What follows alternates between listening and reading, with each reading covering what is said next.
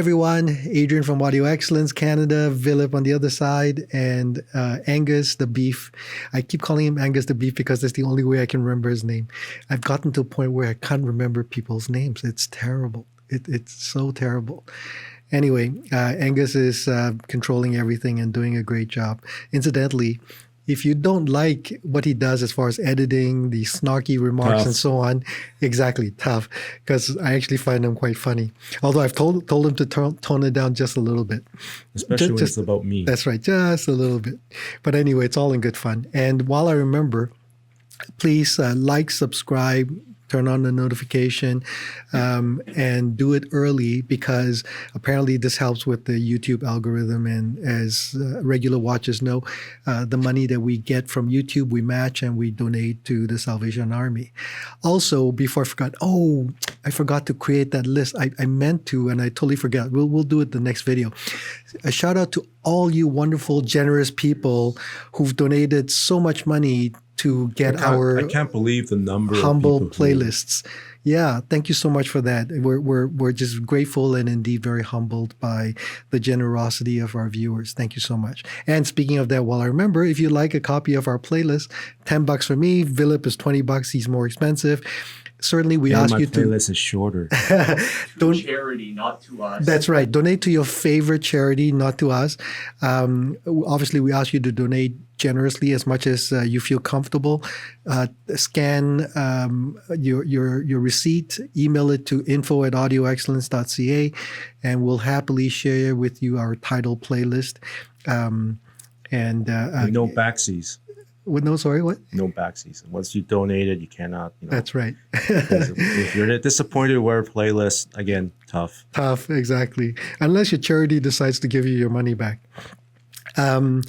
So today we've got something very interesting. I've been wanting to do this for a while, but we just haven't had a chance to get to it. So we finally got around to it. It's the Synthesis Audio Roma 98 DC. Again, my God, what's all with all this really big, long name and where the numbers make no sense to me at all. 98 it could be DC. called Angus the Beef. That's right. Monoblocks. 80 watts per amp, monoblocks, tube amp, 2 KT88s per amp, 112 AY7, 16CG7. It has... Wow, those are weird tubes. Yeah. It has XLR inputs, 1 RCA direct and 1 RCA filtered. And the filtered is apparently to attenuate minus 3 dB at 20 hertz and 20 kilohertz. Richard was saying specifically it was designed for home theater type situations. Oh, for the filter? Yeah. Really? Okay. I wonder why. I guess there's spurious stuff up there, and you want to, not to stress the amp too much. Not to stress it out too much. It's designed and manufactured in Italy. They use custom transformers, which they build themselves. Which incidentally, the company Synthesis Audio was an offshoot from the father's company that made transformers and inductors for musical instruments, Vox being one of them. They have meters, very cool meters actually, backlit, so that you can easily bias the output tubes. Dimensions, 266 millimeters wide, 410 deep, and 210 high. And for us imbeciles, it's 10.5 inches wide, 16 inches deep, and 8.5 inches high. 35 pounds each or 16 kilograms each. Available in lacquered gloss red. Looks like Ferrari red. Yeah, so that's just the front plate. Yeah, really quite nice. Lacquered black piano, dark mahogany, aluminum black, and silver. And it's $8,000 a pair in Canada. I don't know what the U.S. price is. Presumably, it's like $6,000. There is a U.S. importer. Yeah, that's my buddy Vu of Deja Vu Audio. So okay. Shout out to Vu. Well, if he's Hi, watching. How are not Vu? that he needs our help. Did you get that? How Yeah, I got that. Yeah. See, Okay. Angus is not laughing. Yeah. He's shaking his head. Shaking his head. See, youth is wasted on the youth. Very punny, huh? Yeah, very funny. Okay, so we did, I think, we did an earlier video. We did the little Roma, which is the integrated Class A 25 water integrated, and that's actually their least expensive amplifier. It's $4,000, and I really loved it. Yeah. I think you liked it quite very as much. So part Jay of did not. So just part of why I was curious about this amplifier and I wanted to do a demo was because I hadn't really listened to it for any length of time, and so when we do a demo, I'm forced to listen to it. And secondly, as a value proposition, it's actually quite good. I know it's crazy to think that $8,000 for a pair in Canadian dollars is good value, but if you look at what the competition is, and I tried to get a bit of an idea of what's out there. Now, this is by no means exhaustive. There's obviously going to be all kinds of brands from Asia, for example. They'll be less expensive. There'll be all kinds out there that I didn't list, but these are just ones that came to my mind quickly. First of all, Macintosh, the MC275, which is one of our most stable tube amplifiers, very, very successful. The 275 Mark VI is 6,000 US, and that's 75 watts per channel. That's stereo. Now, so again, the synthesis is 8,000 Canadian for the pair. And power-wise, they're sort of similar, 80 watts for the synthesis versus 75 watts stereo for the Macintosh. Cayenne has a stereo amplifier called the CS150. It's 100 watts per channel, and it's $6,800 Canadian. And then Audio Research has the VT80 Foundation, which is 8,000 US dollars, 75 watts per channel stereo, and that's 8,000 US. So those are some of the immediately obvious amplifiers, and of course there's Prima Luna and a bunch of other ones as well. Suffice it to say, this is not an expensive in that range. Yeah, not in this range, certainly. And of course, price competitive. Yeah, and certainly, of course, if the sound is great, then I think it would be something that you should consider. And you look beautiful. Oh yeah, gorgeous. Okay, Vilip. What? Go ahead. Inspire us with what you heard. Enlighten us. Well, of course, there's a long story associated with this. As usual. As usual. Richard dropped those things off. He said, Vilip, you got to hear these. I'm going out of my way, spending my own money, because he's a single person importer. He's going to bring these things in. They're beautiful. And I said, yeah, right, sure, okay. Yeah, no problem. I'll give them a listen. Then he dropped them off the next day, and I thought, well, man, I'm going to have to listen to these. And they sat on the floor for 3 months.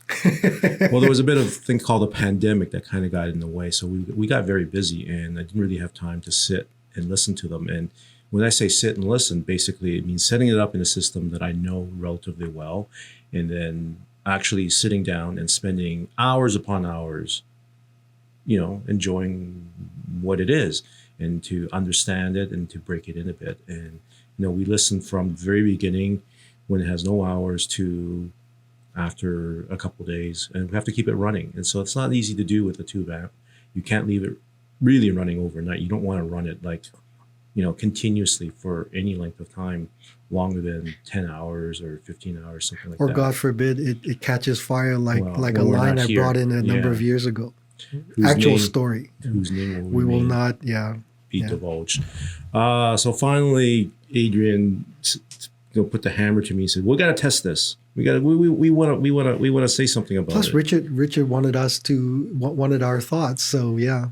And so finally, we put it all together last week. We ran some hours on it. I had run some hours on it previously, but I hadn't really listened to it at all. Because we were going to test the Lumina, I thought having the synthesis around would be good. And that's how I tested the Lumina. The Lumina 3, which we've already done a review, I first listened to it with the Hagel. There was a 190 in the room. And then I put the synthesis Roma Monoblocks on. And, well, suffice it to say, the speaker changed entirely. The Roma has a really beautiful... we end up saying a lot of the same things because we tend to like the same things all the time. There's a sound there's a store sound. I believe that most of the things that we carry here cater to. It is about non-fatiguing. It's about not bright and forward. It's about not brittle. It is about musicality. It is about emotional involvement. So this amplifier hits all those notes. It's very smooth in the mid-range, quite magical in the mid-range. And it had an ability, obviously, to throw a beautiful holographic soundstage, which tube amps do. So it's very tubey in that sense.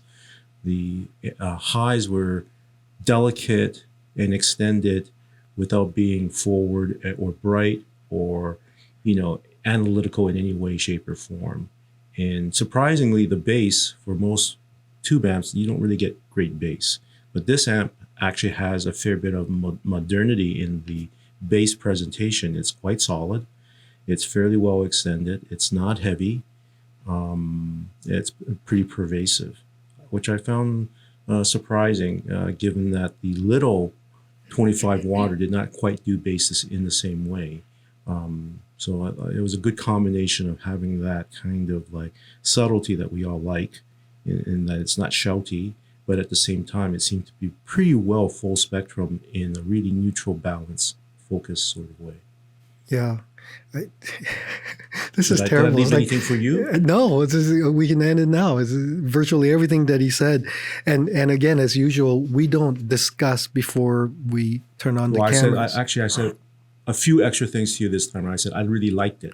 Yeah, but that doesn't mean anything to me because he also likes a lot of things I don't like. Like, for example, ginormous, ugly, old vintage horns. I don't like those What's at all. What's wrong with horns? The Shindo preamp that he just bought. I'm joking. No, I'm joking. I haven't actually heard it. Actually, it's not true. He was playing it. He was all excited like a kid in the candy store when it came in. And I, in passing, did hear a bit of it. It's actually quite nice. So a lot of what he said, I entirely agree, but let me structure it a little bit differently, just so that if you didn't get what you heard from him, maybe this will help a bit. This microphone's right in my face. Lovely tone, as Vilip says, as you'd expect with tubes. Powerful, full-bodied 3D, as Vilip said. Superb bass power, really quite amazing.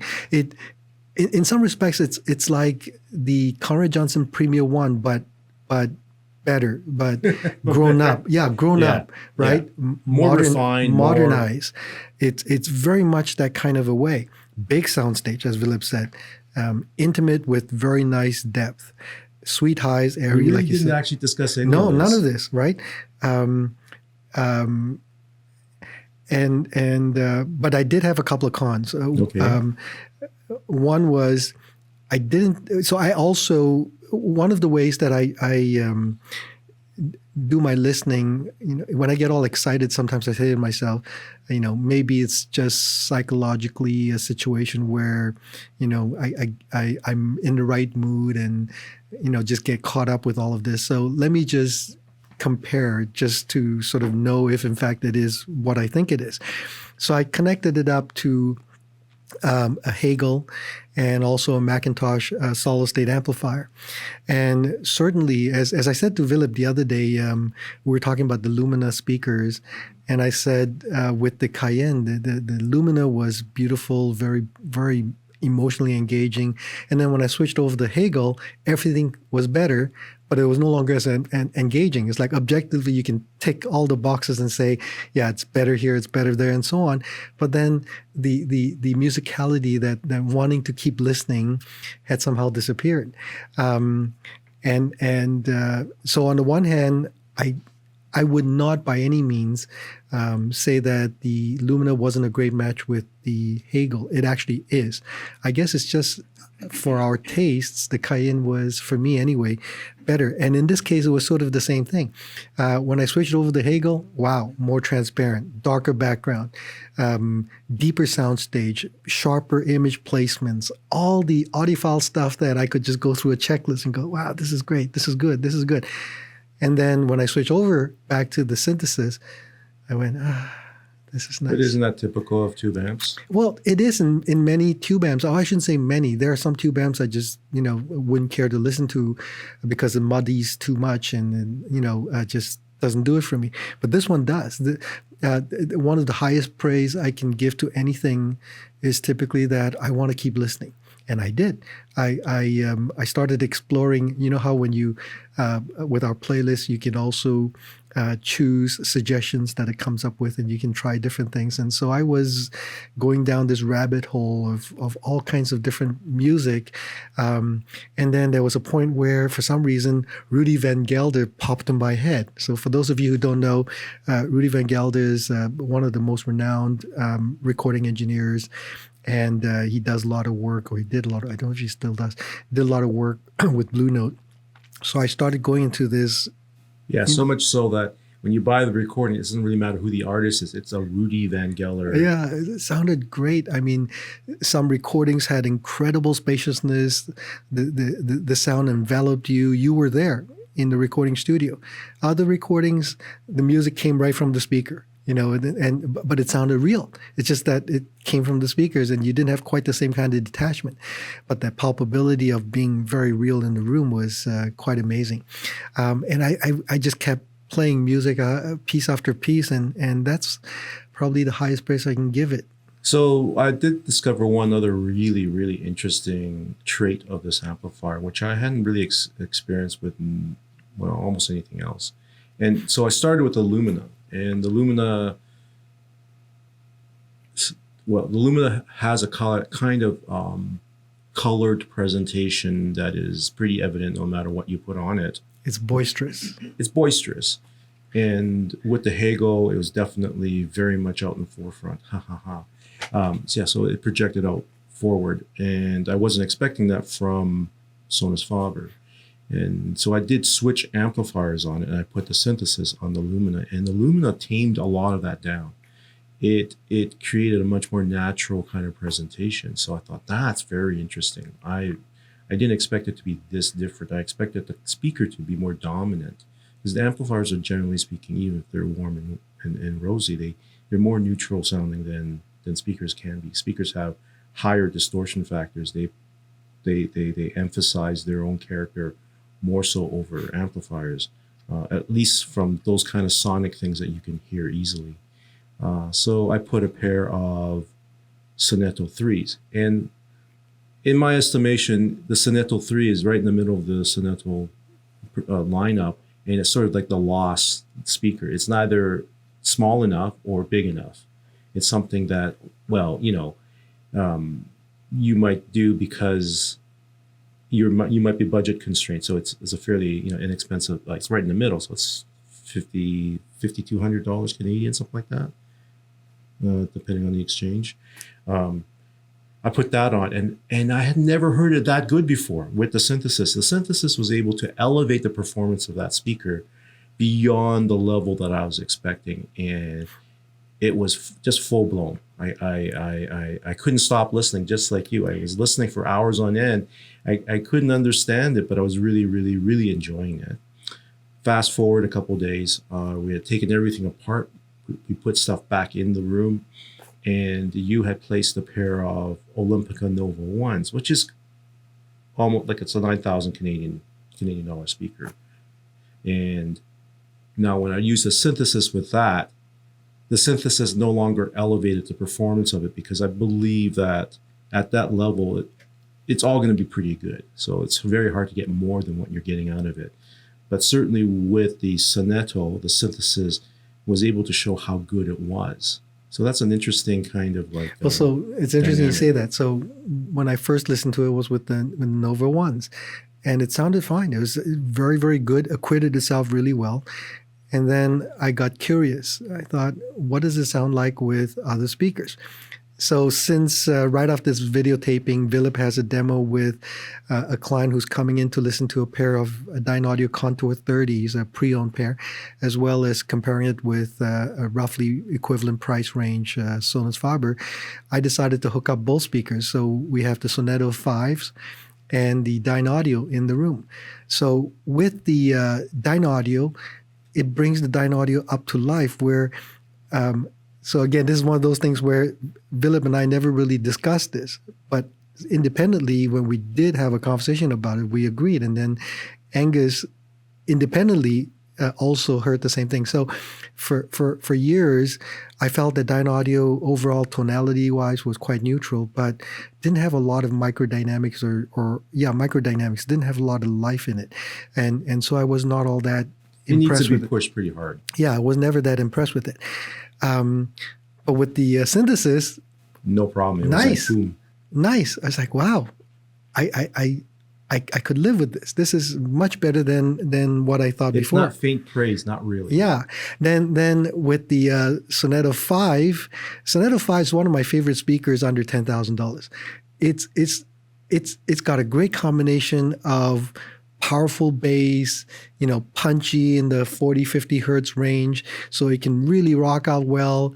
It's not quite as linear as the 8, but Boy Racer is like a lot of torque kind of a car, thing. Can play really loud, and yet very smooth in the top end. So with the synthesis, like, wow, this is great. I mean, the power of the bass of the Yeah, synthesis. you've never heard it better than Right? that. And it's Wow. been pretty good with some Fantastic. of the I really, really like it. Mm-hmm. So the synthesis is wonderful. So all of that is to say that here's an amplifier that is shockingly good for that price. And I did some I did some reading on reviews of the other, like for example, the audio research. I haven't heard the audio research, and I have no reason to not believe that it is very good. My experience with past audio research, when we've got them traded in or whatever, they've always been quite transparent for a tube amplifier, but I've never really felt that they sounded tube-like, in the sense that all the strengths that we like about tubes, that three-dimensionality, that sweeter, the more palpability, and so on. I always felt that they sounded slightly more solid state than tubes, but on the other hand, really transparent for a tube product. So it'd be interesting if we get a chance to either buy an audio research or get one traded in to compare it. Certainly, I would love to compare, as soon as we get more, the MC275, the Macintosh, because that's close in price Well, range. my initial impression of the synthesis was that this is very Mac-like, but Yes. with a little bit more sweetness, believe it or not. Well, I want to compare. I can't remember. I want to hear it now, because they're roughly in the same price category. One's stereo, the other one's monoblocks. But you said earlier, this is sort of like a very Mac-like. I agree, it's very Mac-like, but I think it's got its own different thing. Considering it's made in Italy, to be able to sell for this price, it's imported, duties, the whole thing. It is amazing. Well, Yeah. Of course, that's why, so are we now dealers? Is that? Well, yeah. And we got red Ferrari faceplate. I mean, how can you go wrong with that? They've also got this beautiful, like, dark mahogany, which, like a dark gray. It looks really nice. So for those of you who feel like you want to be a little bit more environmentally, no, that doesn't really. I mean, it's all lacquered wood. It's not like you can recycle it. So here's the final thing. If we remember to do this kind of a format in the future with our reviews, I would say that this amplifier would work really well, especially if you've got speakers that are perhaps a little bit too forward, and you want to tame it back a little bit, especially in the highs. You want to make it a little bit softer, a little bit sweeter. Oh, it definitely does Yeah, that. so like a monitor audio, nothing against monitor audio. I can imagine lots of people liking monitor audio. It's just something that comes to mind. A Focal, some of the B&Ws. This would be a really good match. Martin Logan's, especially with some of the electrostatics at the high frequencies. This would be, I think, a good match for it. Yeah, I totally agree. Anything that's a little bit more forward than you like, but if you like something forward but not quite as much as that, this amp will definitely take it back a notch. Yeah. Add a kind of complexity to the inner detail, those kinds of microdynamics that will actually make the speaker much more what's the word I'm looking for? Human. That's a good word. Human. All right, we got to wrap up. Right. Thanks for watching. Adrian at Audio Excellence Canada, Vilip, Angus behind everything. We'll see you again next time. Bye-bye.